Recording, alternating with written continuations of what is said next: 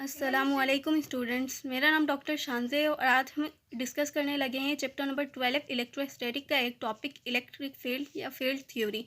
Electric field क्या होती है? चार्ज के अराउंड मॉडिफाइड स्पेस होती है in which other charge will feel force of electric nature.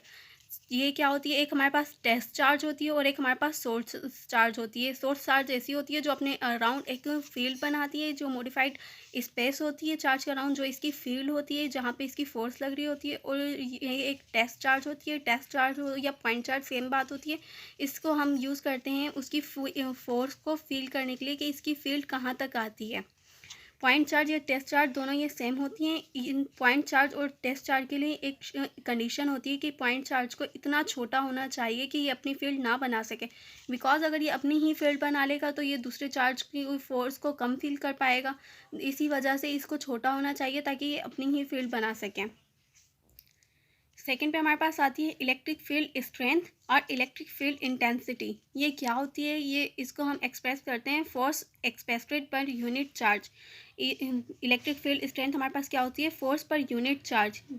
इसके क्या फोर्स भी इलेक्ट्रिक फील्ड ये एक वेक्टर क्वांटिटी होती है। इसके यूनिट्स क्या होते हैं? इलेक्ट्रिक इंटेंसिटी के न्यूटन पर कूलम होते हैं, वोल्ट पर मीटर होता है या जूल पर मीटर कूलम होते हैं।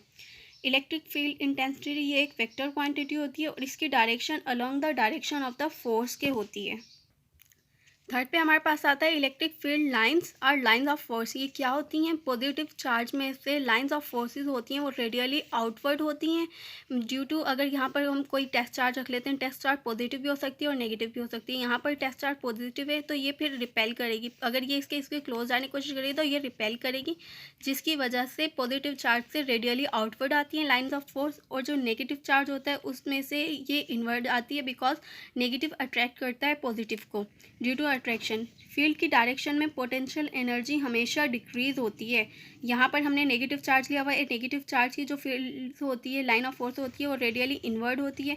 तो यहाँ पर हमने एक टेस्ट चार्ज लिया हुआ है। जो फील्ड की डायरेक्शन में हमेशा वो पोटेंशियल एनर्जी डिक्रीज होती है, तो ये यहाँ पर हाई होगी और यहाँ पर पोटेंशियल एनर्जी लो होगी।